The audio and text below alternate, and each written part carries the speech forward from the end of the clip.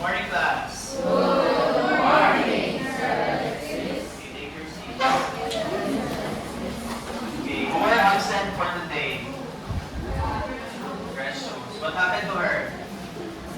Any idea? Huh? Okay, before we proceed to our lesson for this morning, let us go back first or recall the things that we have discussed last week. So what are the operations of integers? What are the different operations of integers that we have discussed in the previous week? Yes, City. Subtracting integers. What else? Adding integers.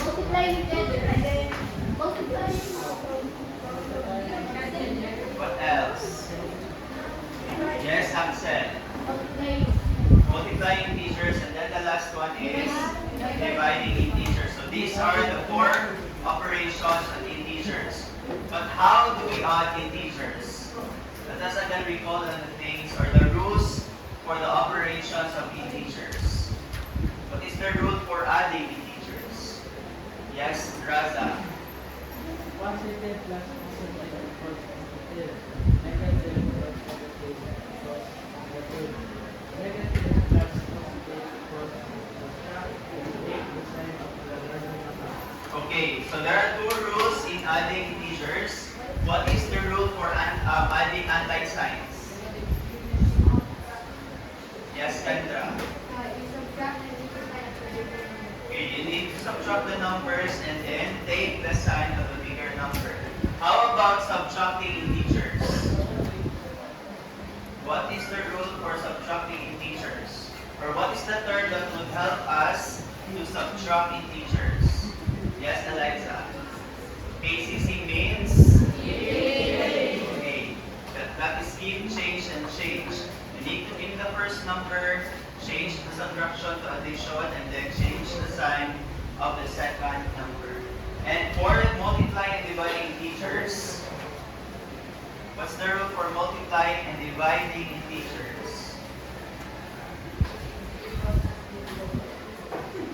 Plus? Is it plus? How about you, Febby? What is the rule for multiplying and dividing integers?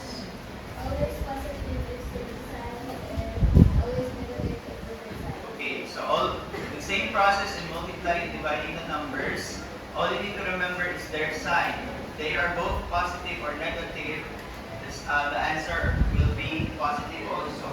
And if the signs are different, you'll have a negative answer also. Okay, kindly read the first learning target, all boys.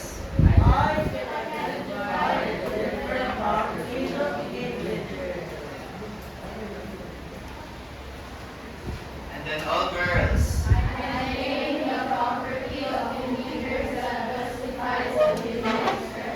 All together.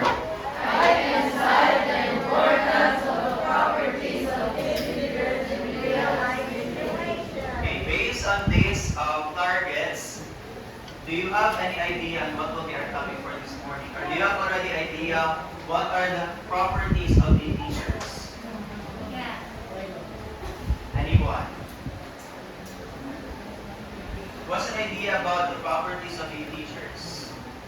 Or maybe they don't know already that you're using the properties of integers. So before we proceed again, or before we have our lesson proper, when I say go, you get your gadgets for pre-assessment activity, and then use voice level 0 while doing the activity, and you're only given 10 minutes to do the activity.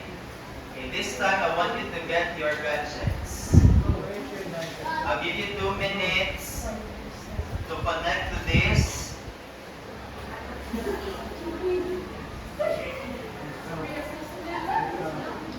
Kindly scan the QR code, or you go to quizlist.com and then you enter the code 601310. Scan the code, or you with the QR code, and then enter. join the quiz days. Last 1 minute to enter the quiz days.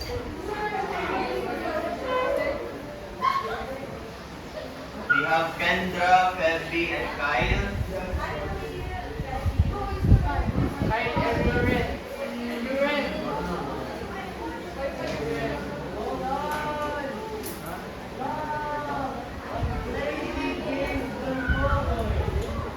We have 7 participants already.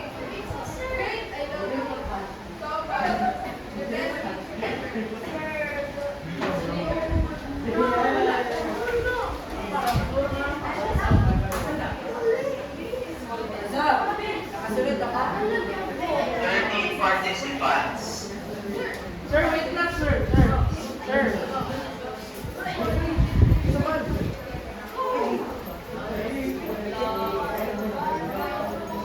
Last 30 seconds to join the quiz Sir, days. wait lang, sir.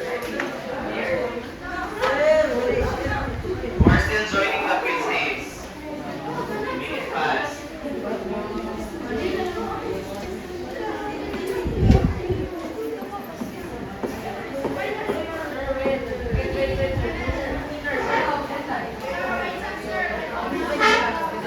We have already 17 participants. Last 20 seconds.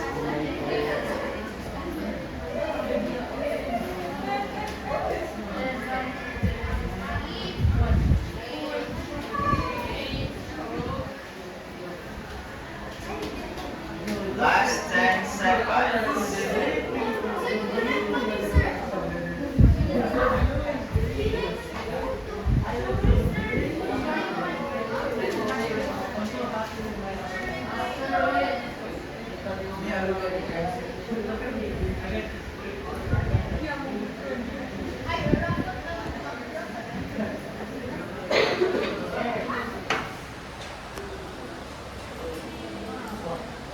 We're still joining the quiz days.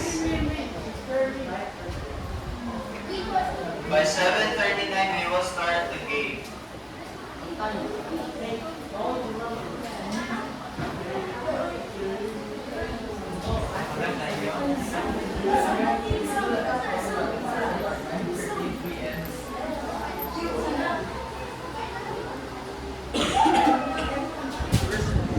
We're still connecting.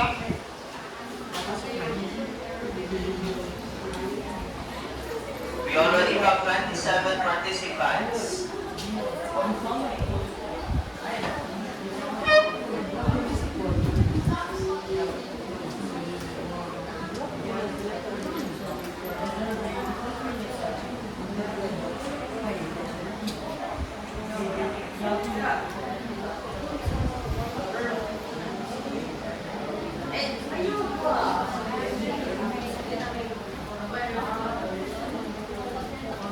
Okay, start.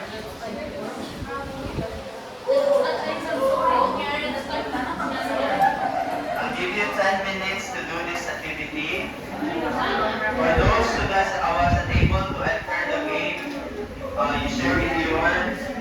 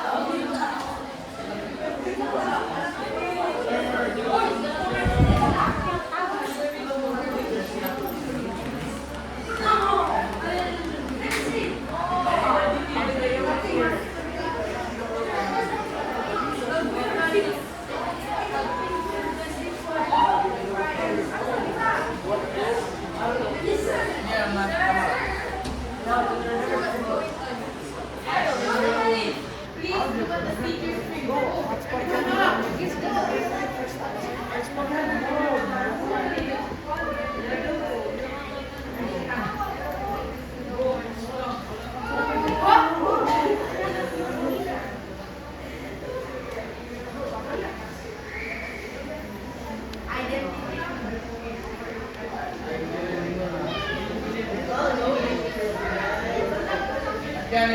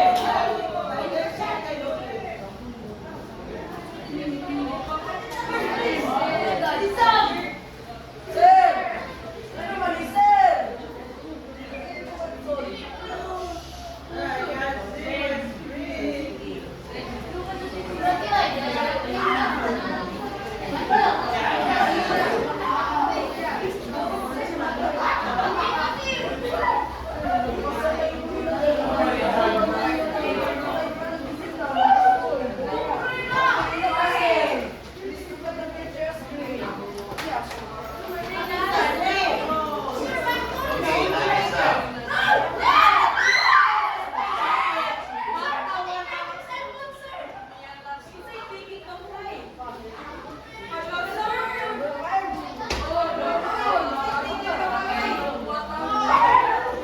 This time, I'll give you 1 minute to keep first your phones. We'll be using that later.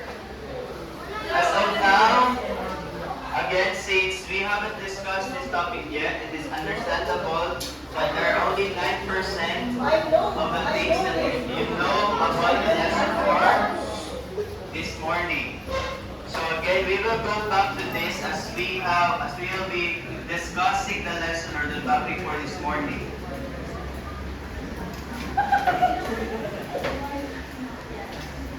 And then how was the physics?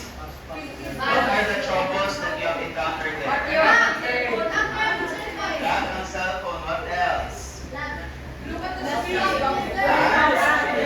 screen of your phones, what else?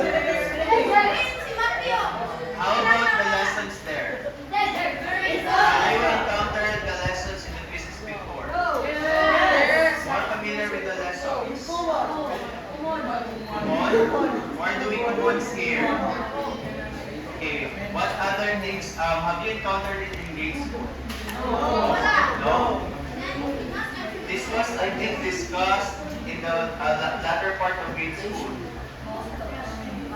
So again, this morning we will be discussing about the properties of integers. Again, based on the activity that you had earlier, we will discuss on how we can apply the rules and the operations of integers to the following properties of integers. So this time, I want you to make a group of 4 according to your seating arrangement. Okay?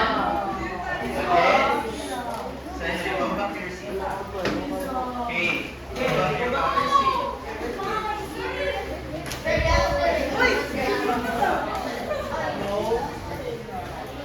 Okay, so again, you will be making a group of 4 and you only need 1 gadget per group. 1 gadget per group only. You make sure that the phone that you are using is fast enough for our activity. Sige, group 1. Group 2. Which gadget are you using? 4. Okay, you will be in 1 group. 6. And then, which gadget are you using? Tapos this group.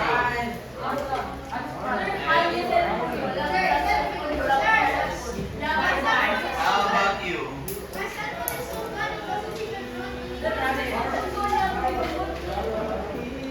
And then,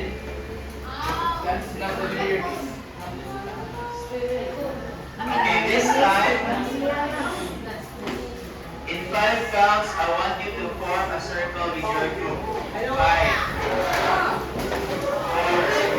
4, 3, 2,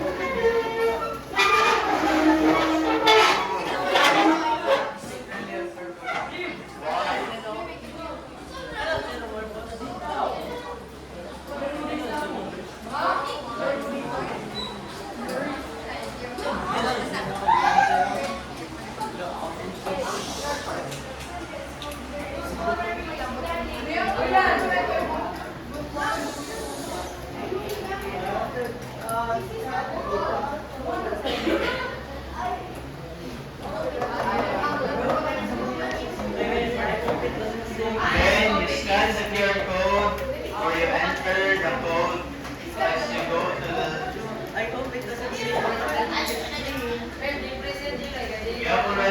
first group or group 1? 1, 2, 3, 4, 5, 6, 7, 8, 9.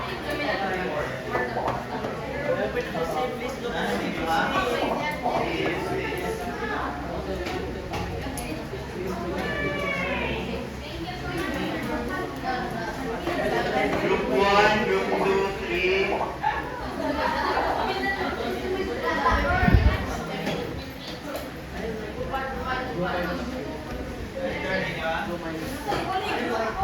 Okay, let us start the activity.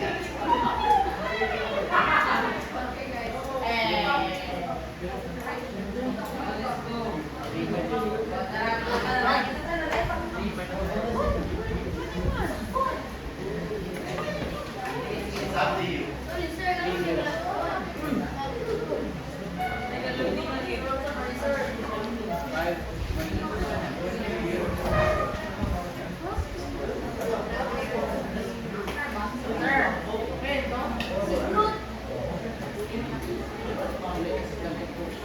Man, is that your screen? How about this one?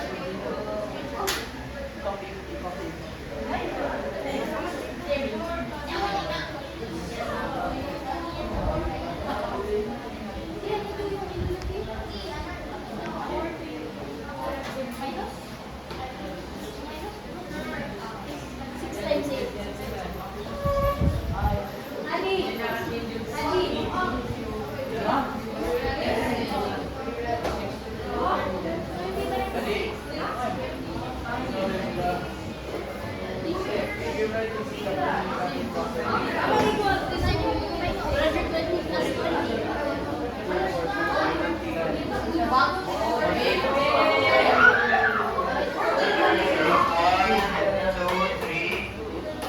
You're still waiting for group 7, 8, and 9.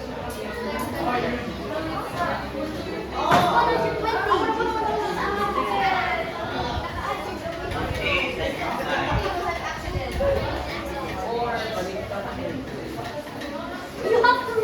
Again, try using the commutative property and then solve it.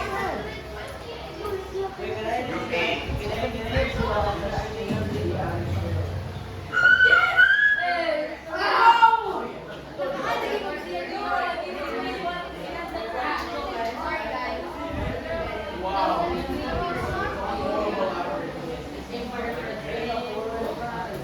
Okay, again, when you're using the commutative property, what do? You just need to change the order of the numbers. If it is addition and multiplication only, you can interchange the numbers, orders if it is only addition and multiplication.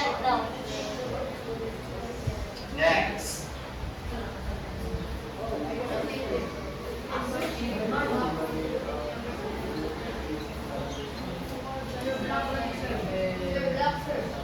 Just let us read it.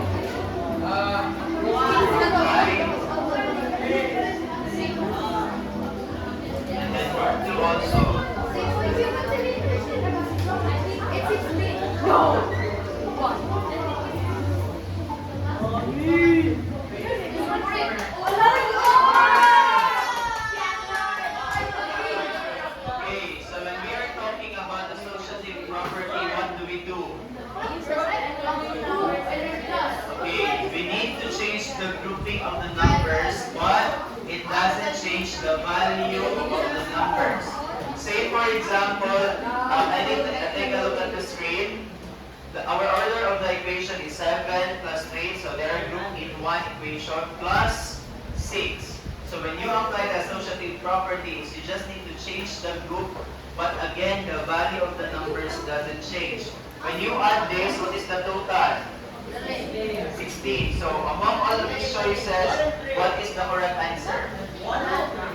Huh? It's only 1. Or the color blue. Why? Because again, you need to change the order of the operation. I mean the group. Although say number 3 is the same answer with this equation, but then again, when we apply the associative property, this is how we group or change the group of the numbers. Next.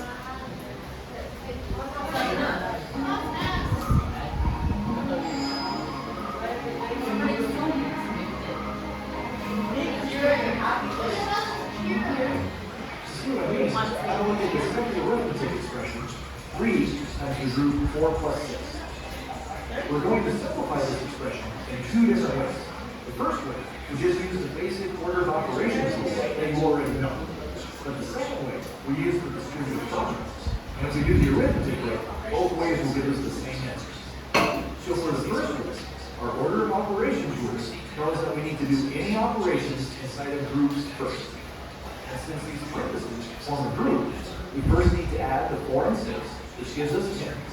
Next, we can multiply that by 3, which gives us the final answer of 30. Now, let's use the distributive property. The distributive property allows us to change this expression into a different form. Instead of multiplying 3 by the whole group at once, we can distribute that factor of 3 and multiply by each member of the group individually. That means we'll make a copy of the 3 times for each member of the group, the 4 and 6. So after applying the distributive property, our expression looks like this. 3 times 4 plus 3 times 6. Because we distributed the multiplication to each member of the group isn't needed it, so the parentheses can go away. Now, we can continue to simplify this new form using our order of operations. Those rules tell us to do multiplication before addition. So 3 times 4 is 12, and 3 times 6 is 18. The last step is to add those two results together. 12 plus 18 equals 30. Well, look at that. We got the same answer in both cases, which means our original expressions are equivalent, even though they have different forms.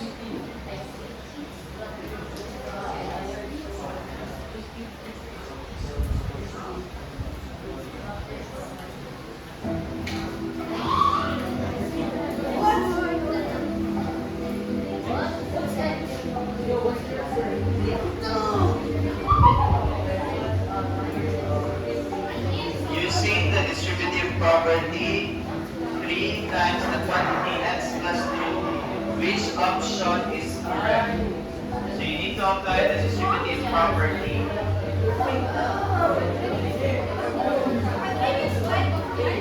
Group 2, we need your answer for group 2. Group 6, group 9, group 8.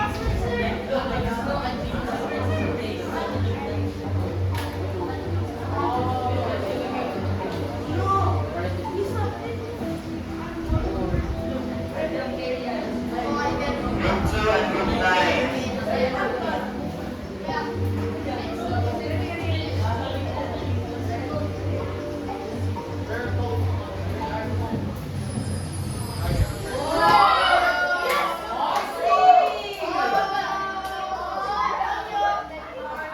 Okay, what is the correct answer here?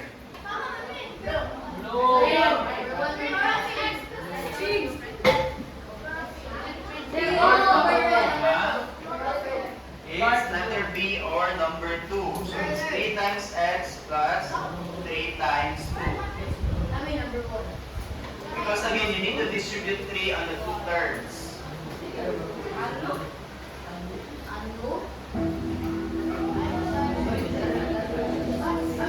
Using distributive property, which option is correct?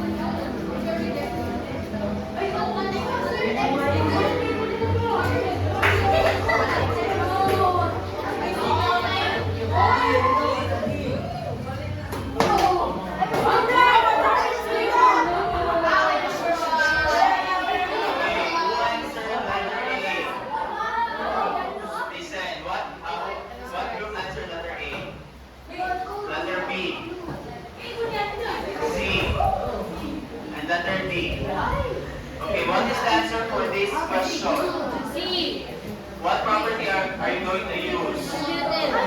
Diba distributive? This is already the answer. Meaning you need to find the original equation. So what is common between 5 and 25? 5. So meaning you need to divide this by 5.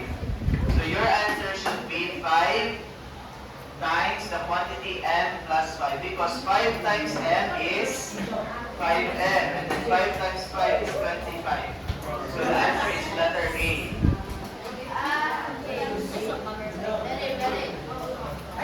American Transportation Specialist responded to demand driver expense increase needs road. Identity property of addition, you need to pick what can you add to any number, and that number will equal itself. Well, any number plus 0 will equal that number itself. It is as simple as that. Let's jump to number 1, where we have a plus y equals a. Well, a plus 0 equals a. A just represents any number. You can plug in any number for a, and the identity property of addition will apply. So any number plus 0 will equal that number itself. Let's move on to number 2, where we have 35 plus 1 equals 35. So again, how do we get this number to equal itself? Well, 35 plus 0 equals 35. And that's the identity property of addition. Let's move on to the identity property of multiplication. Now, as far as the identity property of multiplication, we need to think, what can we multiply any number by to equal that number itself? Well, any number times 1 will equal that number itself. It is as simple as that. Let's jump to number 1, where we have a times 1 equals a. Well, a times 1 equals a. This just represents any number. You can plug in any number for a, and the identity property of multiplication will apply. A times 1 equals a. Any number 1 will equal itself. Let's move on to number 2, where we have 14 times 1 equals 14. So again, how do we get this number to equal itself? Well, 14 times 1 equals 14. And that's the identity property of multiplication. So there,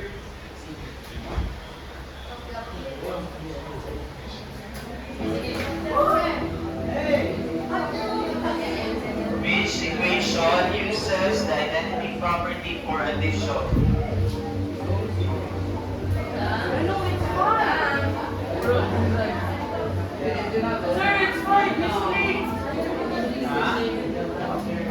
Again, which equation uses identity property for addition?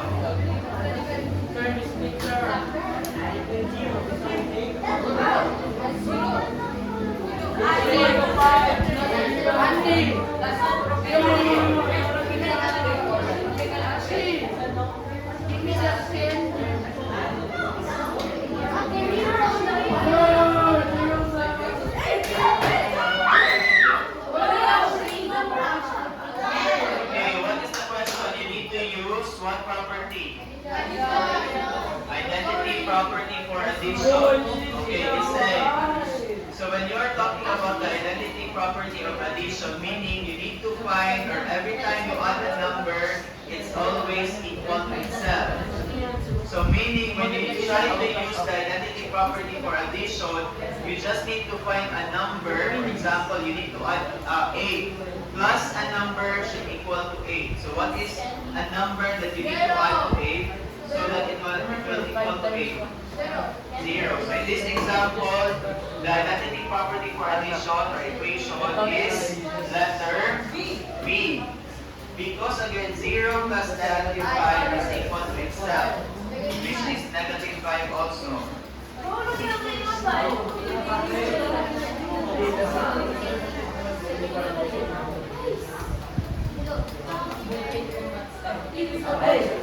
And then the last property.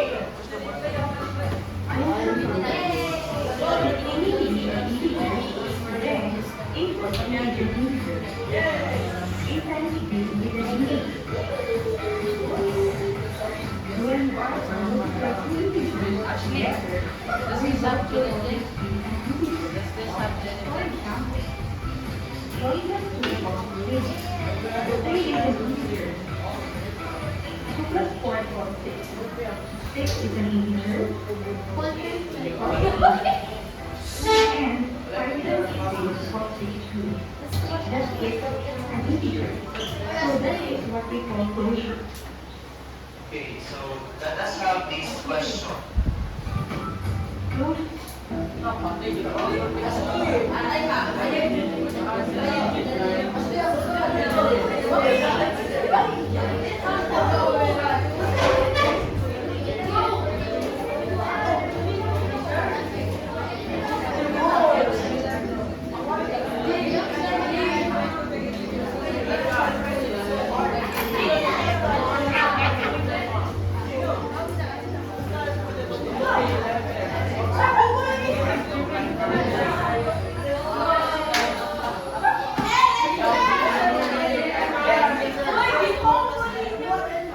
Okay, let us check your answer.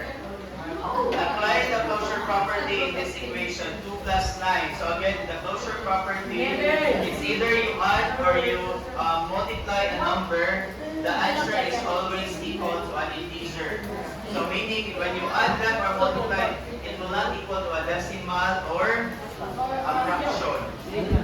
So 2 plus 9 is what? 11. Lagi yung pinanong ani.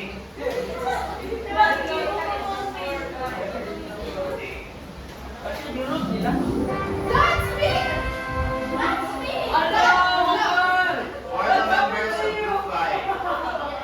Okay, let's give them 3 claps. And then I give you again 3 counts. 3 counts to go back to your proper sitting arrangement. 3, 2, 1.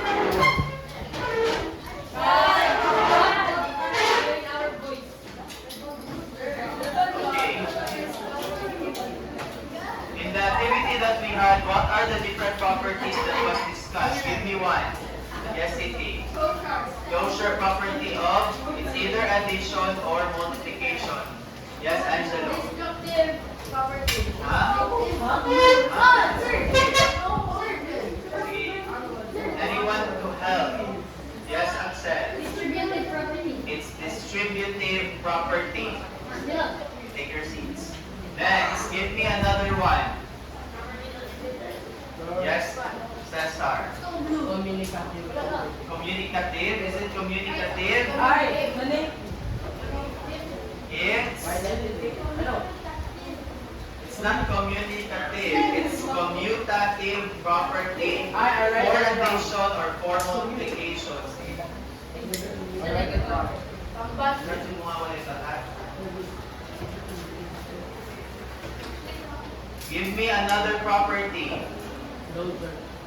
We have already the closure property, the distributive property, and the commutative property. What are the other two? Yes? Matthew. Identity property. And then the last one is okay, associative property. Let us try these equations or examples. Identify the property that justifies each statement. What is number 1? What property is being applied for number 1? Yes, Hadi.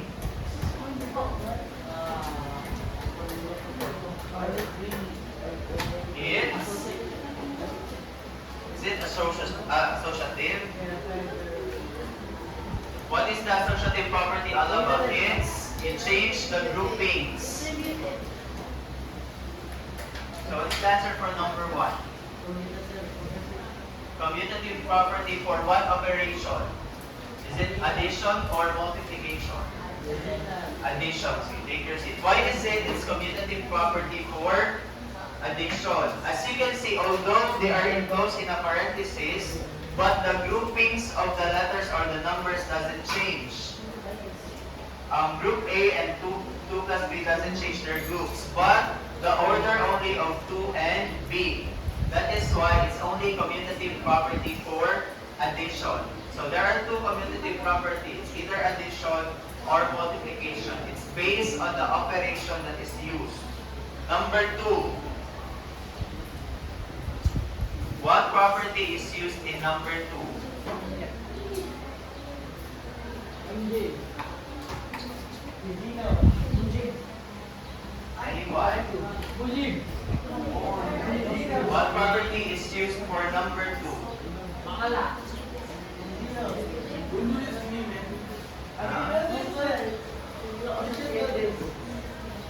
Yes, Angelo.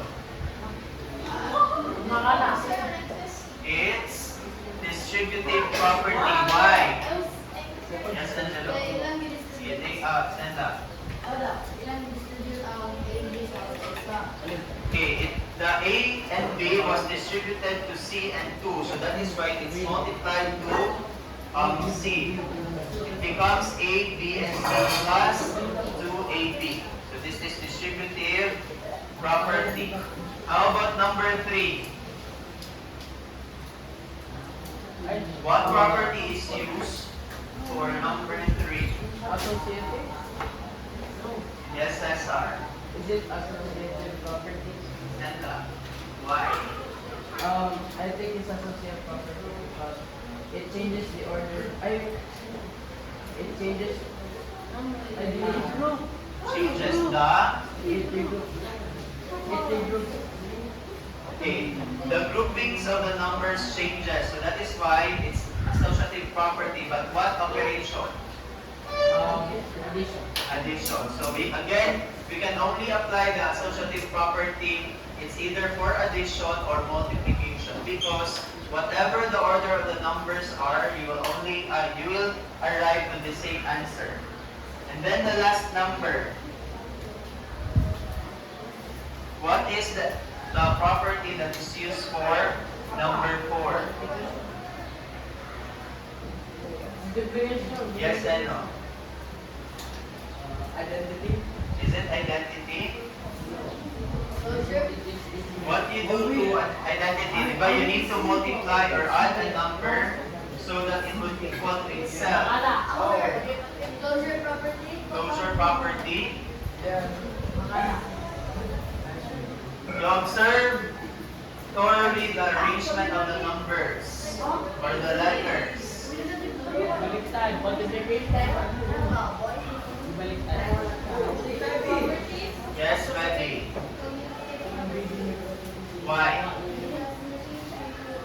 So what operation is used there? Multiplication.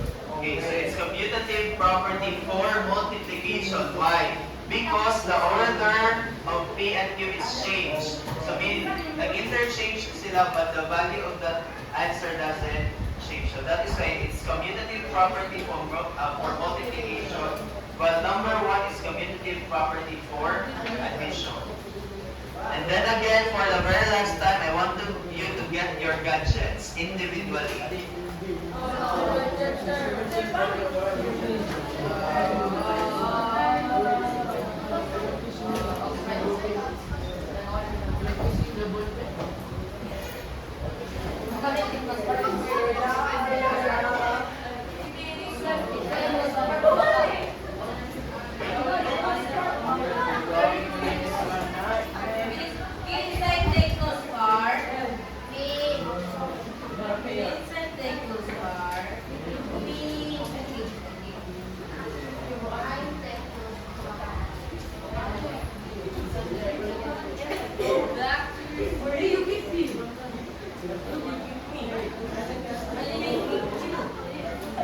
Okay, scan the QR code.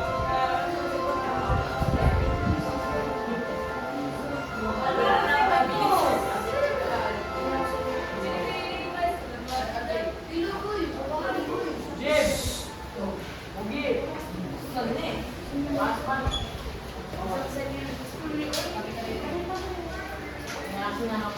Individual.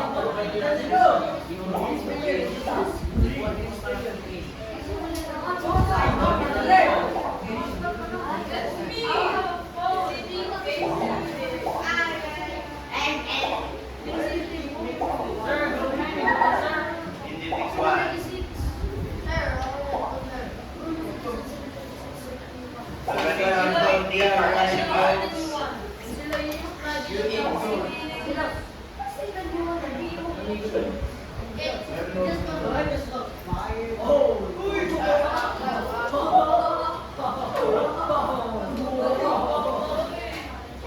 logging in.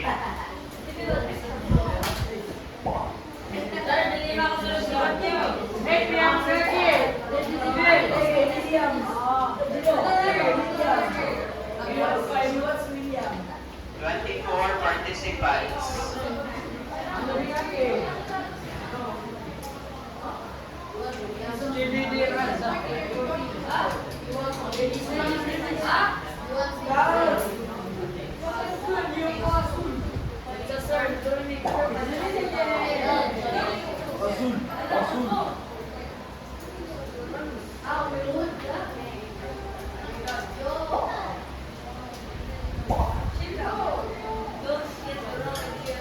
I'm just a chill guy. I'm Leon.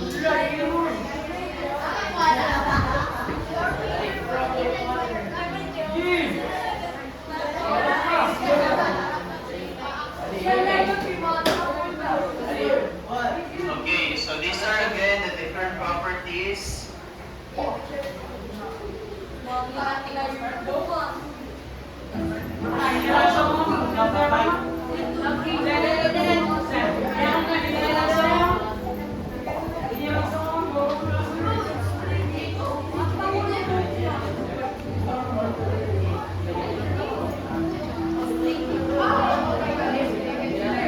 Last 10 seconds.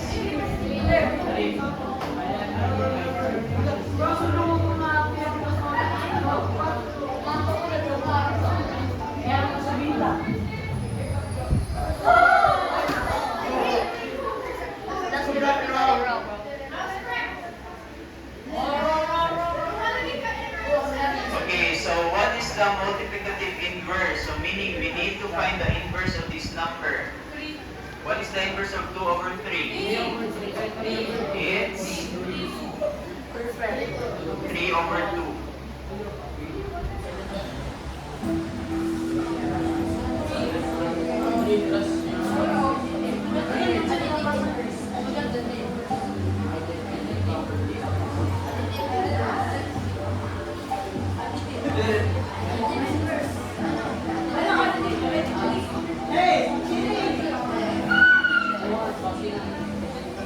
Last 7 seconds.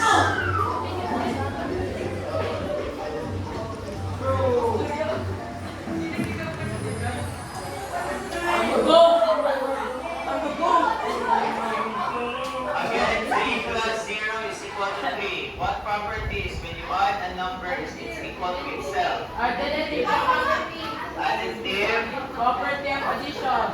huh?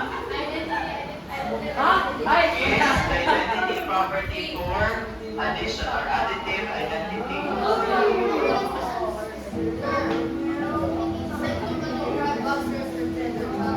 Sir, naman kayo, sir.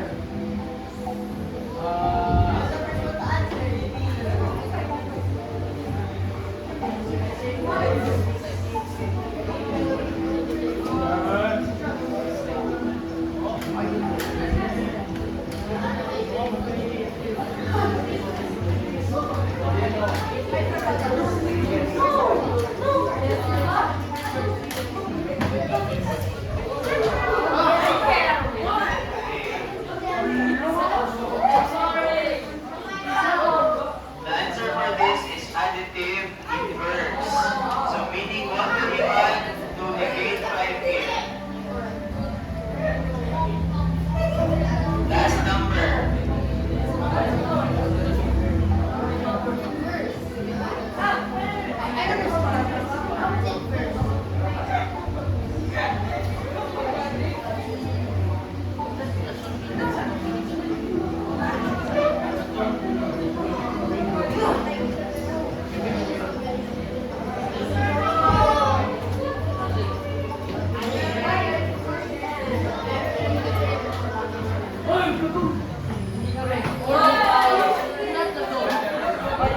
Okay, the answer for this is when you change the order or the groupings of the numbers. What property is that? Associative property. Associative. Okay, we will continue this tomorrow.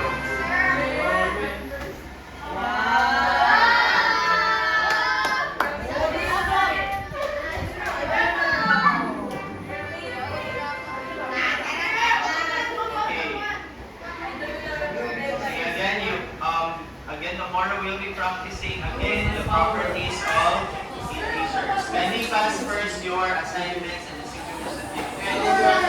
Pass it forward.